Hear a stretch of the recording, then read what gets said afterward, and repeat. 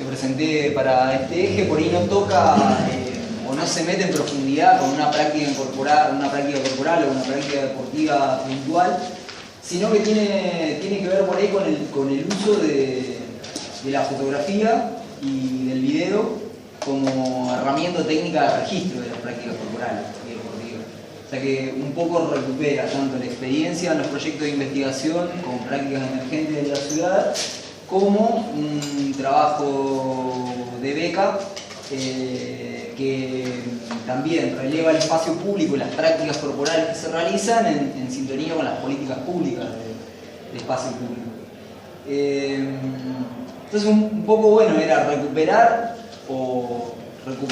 algunas reflexiones, algunos debates, algunas preguntas, algunas inquietudes que al día de hoy tengo desde esa experiencia. Y toco por ahí dos experiencias puntuales que tienen que ver con el estudio de casos, que no me gustaría darlos para nadie. El caso de lo que es saltos tándem en paracaidismo, que es la práctica corporal que estoy trabajando para la investigación. Y por otro lado, recuperar otra experiencia que tiene que ver con jóvenes que hacen acrobacias corporales. Algunos hacen parkour, es decir, son Perseus, y freeride, que es una disciplina también en auge en las ciudades, que tiene que ver con recorrer las ciudades utilizando distintas habilidades y formas de movimiento. Entonces, mi ponencia por esto va a estar centrada más en una crítica a las posibilidades y a los límites de la fotografía, sobre todo, y del video, para registrar esas prácticas. Y no solo en el orden del periodismo, es decir, en el orden de cómo realizar una cobertura, una crónica de esas prácticas, que las hay, por ejemplo en el diario El Día, la sección Ciudad, de vez en cuando aparecen algunas notas medios de color acerca de algunas prácticas novedosas y pintorescas, se da el tono de lo pintoresco, de lo exótico en la ciudad, sino sobre todo concentrarme en lo que es mi interés, es decir, la fotografía y el video para generar conocimiento social, para generar saberes sociales, es decir, mi mirada está de la investigación social. Parto de una crítica que tiene que ver con esa relación entre fotografía y video y sus usos de primer grado, que es cuando se usa la imagen o se usa el video suelto en el texto, es decir, no está integrado a las interpretaciones, sino más bien se usa de carácter ilustrativo.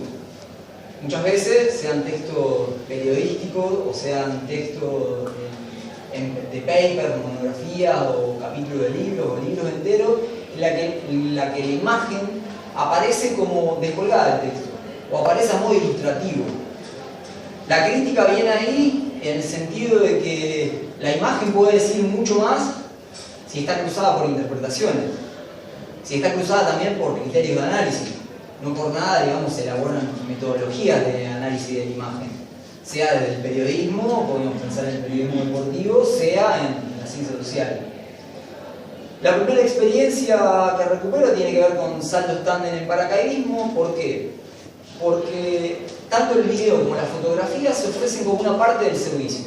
Es decir, cuando uno contrata el servicio para tirarse, hacer la caída libre y paracaidismo, se ofrece en packs o tipo ofertas distintos modos de registrar ese momento, que se ofrece, se oferta, se propone corporalmente como un momento único, inolvidable, el momento más adrenalínico de tu vida. Así se vende con eso enunciado. Pero por otro lado, los sujetos también hacen un uso de esas imágenes y videos. Por ejemplo, en redes sociales. Muchas de esas imágenes son colgadas como fotos de perfil, generando un poco una interpelación en redes sociales que tiene que ver con comentarios, con me gusta, que en algún modo tiene que ver con poner en juego la subjetividad, como diría Sibilia, intimidad como espectáculo, ¿no? Es decir, que todos vean las proezas corporales que me animé o que pude hacer. La segunda experiencia, es decir, ahí esa experiencia la recuperé, siendo sintético, para ver cómo la fotografía, la imagen y el video se utilizan como evidencia, como prueba de una proeza corporal.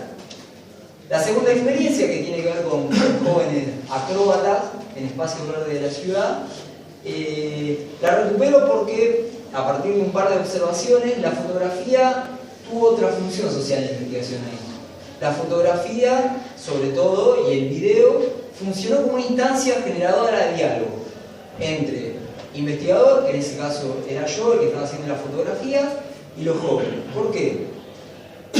Me dieron el permiso para registrar sus prácticas, pero a su vez se dio un contradón, es decir, se dio una especie de acuerdo implícito en el que ellos empezaron a acercarse a observarse en mi cámara, que había registrado, y a partir de ahí, por ejemplo, corregir las habilidades y los movimientos que venían realizando.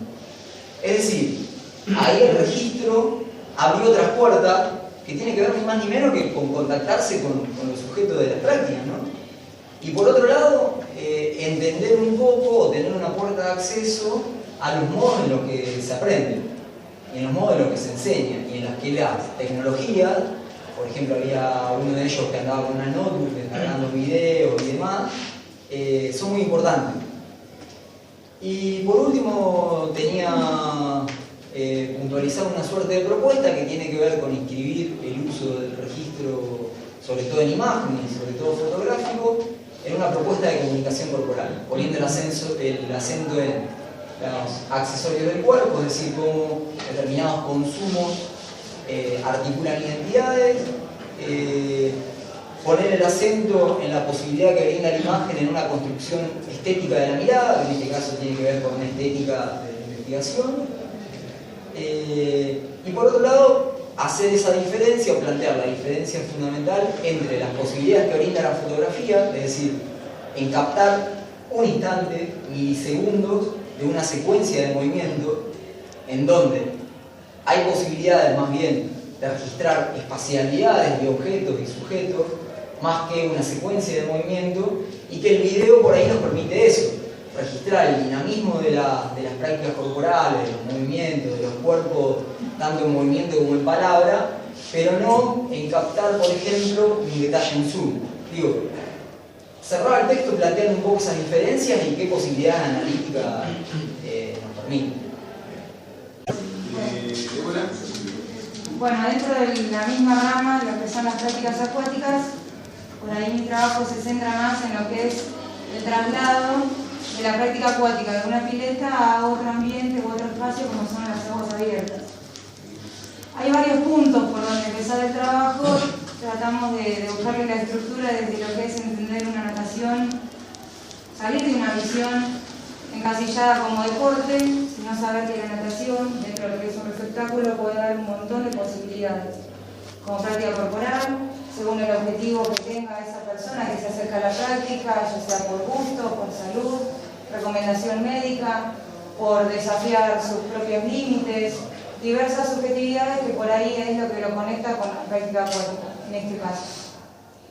Entonces el análisis empieza desde el contexto de la natación, no solo de una visión deportiva, competitiva, sino de una práctica corporal que puede ofrecer características similares a las que puede ofrecer un deporte.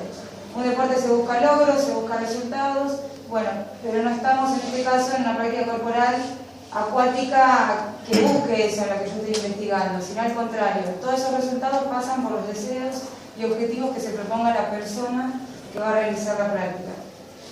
El análisis, más allá de pensar la natación de otra mirada, depende también de la institución donde desarrollemos la práctica, que puede ser que tenga un objetivo deportivo, competitivo, utilitario, educativo, pero todo eso va a guiar la práctica acuática del profesor.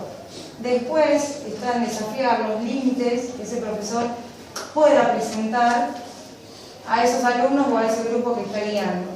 Mi centro de análisis es un grupo de adultos que se acercaron a la natación o a la práctica acuática con diferentes motivos, diversas historias culturales, diferentes formas de vida, que lo único que compartimos es la actividad y lo que hacemos en un receptáculo.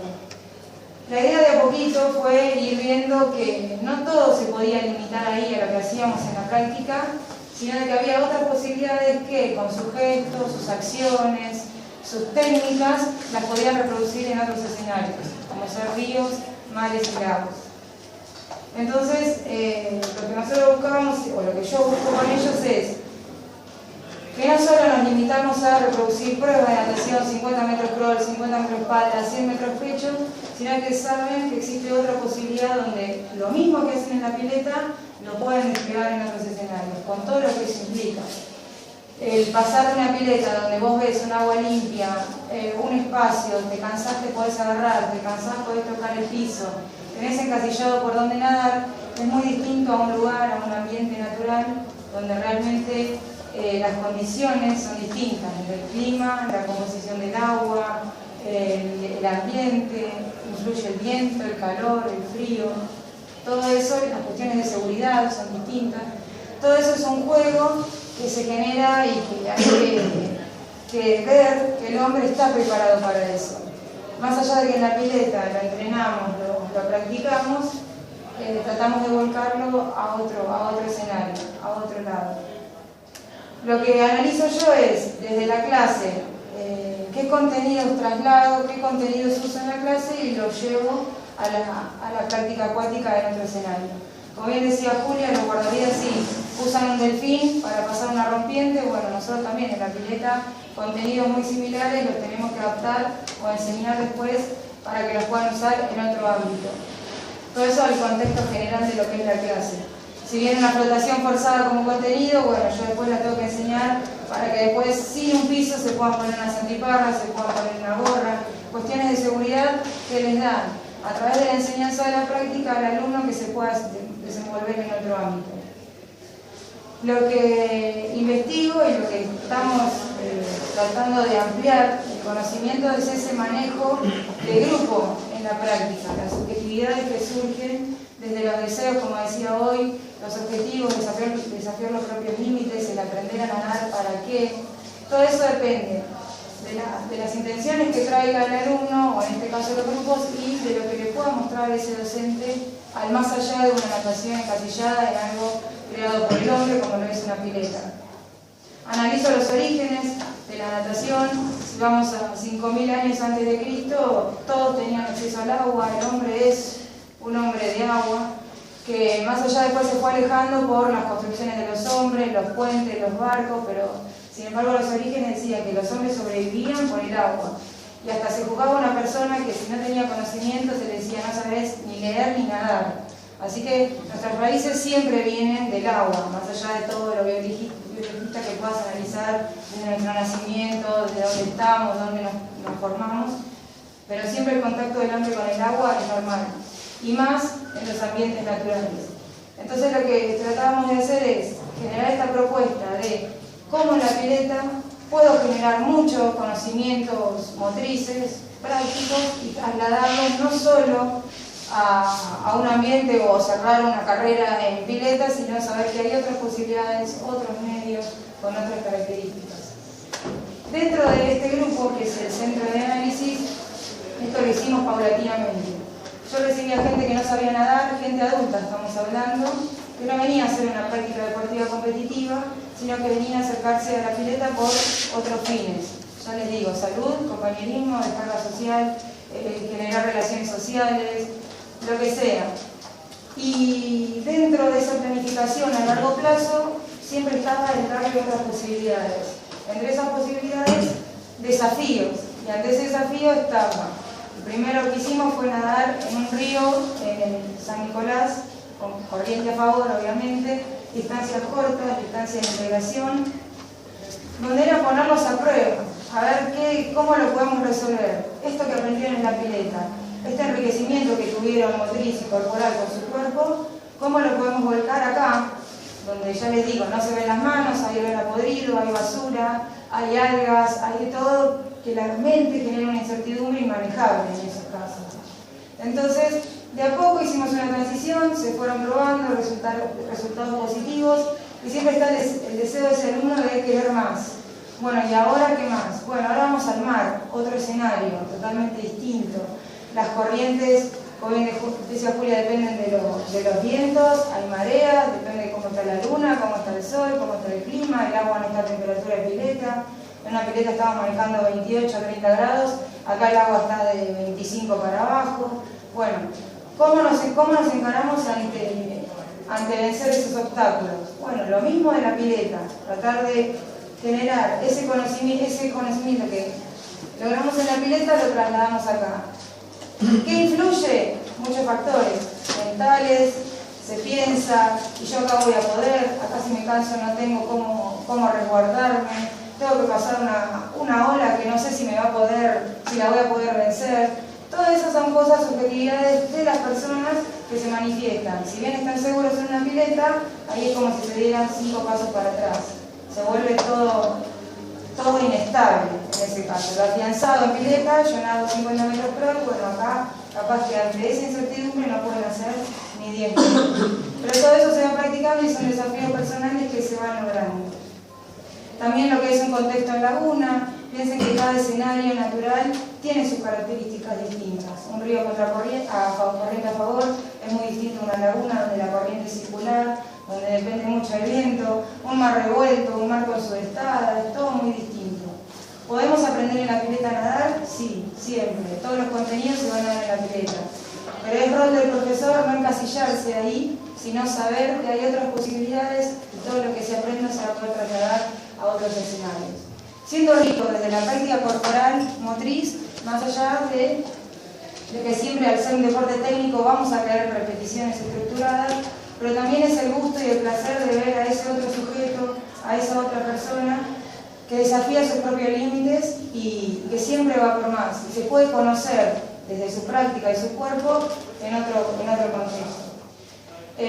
Como grupo, como objeto de estudio, todavía nos falta ver qué es lo que sucede, cómo son las relaciones entre esas personas tan distintas, pero a la vez tan unidas por una práctica, y que a la hora de volcar eso en otro escenario, se manifiestan siempre como uno. Y eso es notable, Gabriel, verlo, cómo ese grupo, desde sus cuidados, de cómo se cuidan, siempre van con los elementos necesarios, se desenvuelven y van educándose más que nada en otros ambientes, como es los más alimentados. Hay que seguir investigando sobre eso, más que nada el trabajo de campo del grupo. Bueno, estamos con Fercho Domínguez, que va a estar presentando una de las ponencias. Bueno, Fercho, primero quiero agradecerte por interrumpirte antes de la presentación. Contame de qué vas a estar hablando. Bueno, muy buenos días a todos. En primer lugar, presenté una ponencia en el eje de políticas públicas y deportes. Mi ponencia trata sobre, la construcción de los estadios de fútbol, la infraestructura deportiva en el marco de las políticas públicas deportivas. Tomé para analizar 2 periodos de la historia argentina. El primero va desde el año 1945 hasta el año 1955, donde es el periodo más importante de construcción de estadios, no solamente en cantidad, sino también desde el punto de vista simbólico, lo que representan muchos de esos estadios, como el de Racing, por ejemplo. La construcción de estadios en esa época se dio en el marco de la política pública deportiva del peronismo, que tenía 3 ejes centrales, la construcción de infraestructura deportiva, dentro de este eje la construcción de estadios, porque hay que aclarar que se construyeron, distintos tipos de instalaciones aplicadas al deporte. Después el otro elemento central fue la organización de eventos deportivos internacionales y el apoyo a deportistas.